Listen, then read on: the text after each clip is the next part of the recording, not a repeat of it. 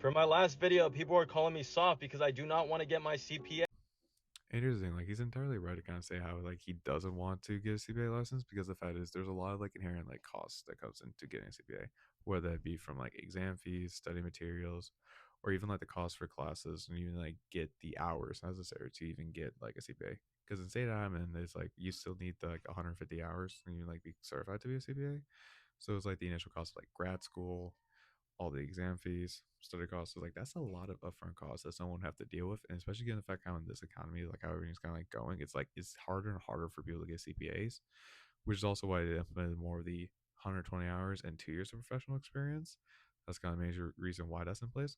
And even just for example, just on like study materials alone, the average is around like 3,500 to around $10,000. It depends on how many times you retake it and all those fees that comes with that. That's like the main thing.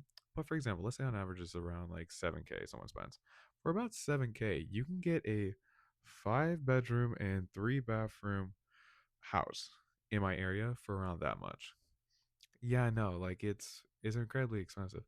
And then even then, like the other thing kind of like with it, it's like it really just depends on like what career path you're going to because it's like there's only like certain like fields that would really require you to be like CPA, like certain types of like audit is really especially for this, or even like governmental and like forensics. Like unless you don't want to go into those fields, it's like a CPA isn't necessarily required. Like it'll be good to have because there's a lot of benefits to it, like career advancements, higher pay, and just overall just like more respect from like a societal standpoint. But sometimes like if you don't really value that, then it's like there's not really a point to it. Like everyone's entitled to their opinions of saying like, oh, I don't want to sit for a CPA exam. It's entirely valid for it. Not me personally, it's like I would want to go for my CPA exam because it's just kind of like I feel like it's just something at least for me. Like I would rather like do it. I want to have that for me because in terms of what I want to do, the credibility makes more sense to me. But it doesn't make sense for everyone, which is entirely valid.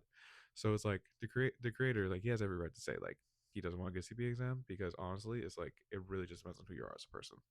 And also check out my YouTube video about creating trial balances if you haven't already, or if you're going to, please do it. It means a lot to me. Thank you.